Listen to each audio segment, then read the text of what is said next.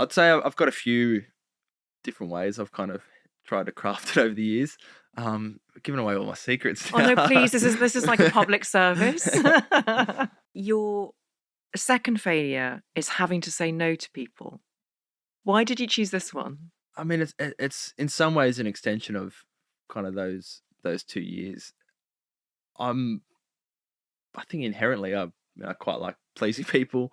I'm quite curious. I quite like doing things, learning new things, meeting people. So my natural kind of response to most things is yes. And if I don't do that, I feel like I let people down sometimes. So yeah, I feel like in the last kind of particularly couple of years, I say no probably 9 times out of 10. And yeah, it's just hard sometimes. But I think, I've always kind of thought, oh, it's really hard on them, me saying no. But kind of in the past when I have said yes and I've gone and done whatever it is, spent time away from a family, I kind of realized I was probably the loser in those situations. So it's a bit of a probably mind shift in the last year or two to kind of be really crystal clear on what my priorities are and where I want to spend my time. What kind of things do you say no to? Oh, just events, events, coffee meetings, Oh my God, charities, coffee meetings. yeah, even charities. Everyone's got a cause, and most of them are amazing. But you can't help everyone, so sometimes they're the really challenging kind of conversations you need to have. Whereas I really value your charity. I think it's amazing, but I can't commit to it. I don't have enough bandwidth. So, yeah, travel, even holidays, those kind of things without the family. Mates, weekends away or whatever it is. So, yeah, I find it a lot easier now, but it's taken a while to get comfortable saying no. So what's your formula for saying no? Because I need your help. Is it not to over explain? You just said there that elegant sentence, I don't have the bandwidth at the moment. Is that what you say? Yeah, I'd say I've got a few different ways I've kind of tried to craft it over the years. Giving away all my secrets Oh now. no, please, this is like a public service. Yeah, I like that. Just saying, I don't have the bandwidth at the moment. The easy one for me is I'm busy. I'm away so much. So even if it's a random Tuesday night, I've got nothing on. That's still really precious for me. I might only get 20 nights at home where I'm sitting on the couch with nothing to do. So I'll say, sorry, I'm just with my family that night. So that's a no. I quite like doing like blanket rules for things. So I'll be like, can you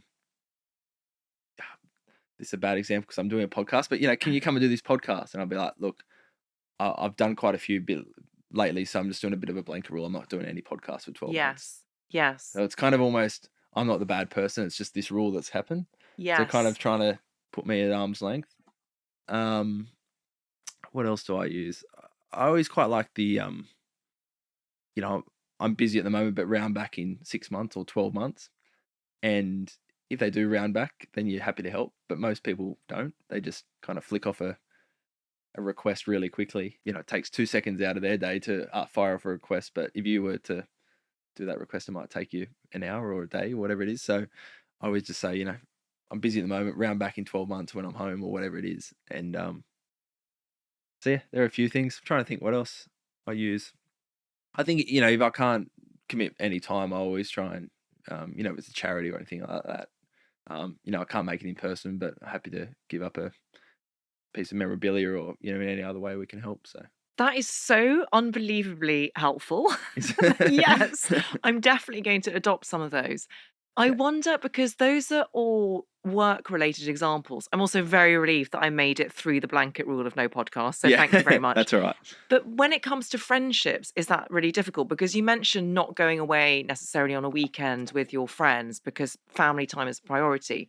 Yeah. And that's sometimes a real struggle, like maintaining friendships when you are incredibly busy or committed to your work life. How have you navigated that?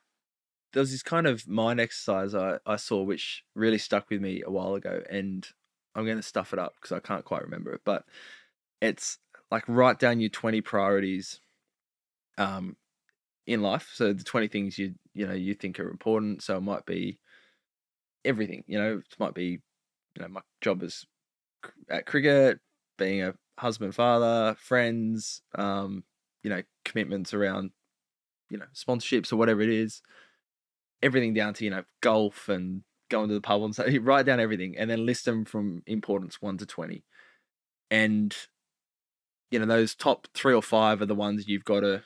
They're obviously your top priorities, but the number 5 to 20 are the ones that they're the danger ones. You've got to actively avoid them because they're the ones that you commit to thinking, oh, that'll be fun, that'll be a good idea, but it kind of detracts from the top 5. So I found that a really good way for me to frame kind of how I want to spend my time. Yes. Because I love going and seeing people for a coffee that I might only half know, or I'm always up for those kind of things. And then you go and do it, and then you realize, oh, I could have been spending a morning at home, or I could have been exercising, or whatever it is. Things that you find as a priority. So I found that quite helpful. But again, my job's really busy. I spend so much time away, so for me, it's pretty clear cut. When I'm not there, I want to be putting so much time into Becky and Albie. There's also an element to this, which is it's that public enemy line, which I'm also going to scupper, but it's something like if you stand for nothing, you fall for anything. Yeah. And you have made your cause, your kind of charity cause is very clear and focused, and it's about climate, isn't it? It's about reducing cricket's carbon footprint. Yeah. And so does that make it easier in a way because you want to clarify the fact that you stand for this thing, so therefore you have to say no to other things? Yeah, 100% in the charity space. I've kind of got 2 charities that I work with. So UNICEF Australia, I'm an ambassador for, and do some work there. And then this other charity, Cricket for Climate, which we've set up, which is about trying to decarbonise cricket, really. But particularly community clubs, different initiatives such as putting solar panels on their roofs, funding that, and then also not only does it lower their footprint, but it also puts a few dollars back in the club that they would normally be spending on energy that they can put towards different programs. So that's where I invest all my kind of I don't know if charity time is the right word, but it does make it a lot easier then to say no to other things that do pop up. Why is climate important to you? Couple of reasons. I'd say living in Australia is a big one. We're a very outdoors country. I grew up by the bush, but summer spent by the beach. You just feel like you're really, a slight change in climate, and my childhood could have looked a lot differently. We just got some of the most amazing real estate in the world. You got the Great Barrier Reef, you got amazing beaches, you got amazing bushland, countryside, and that was such a big part of my childhood. I would hate for that to be lost. Now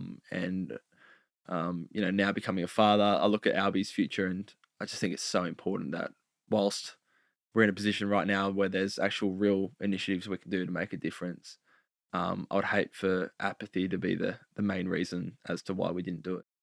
I hope you enjoyed that video. Be sure to check out the full episode of How to Fail wherever you get your podcasts, and also make sure you're following us on social media for all the latest updates.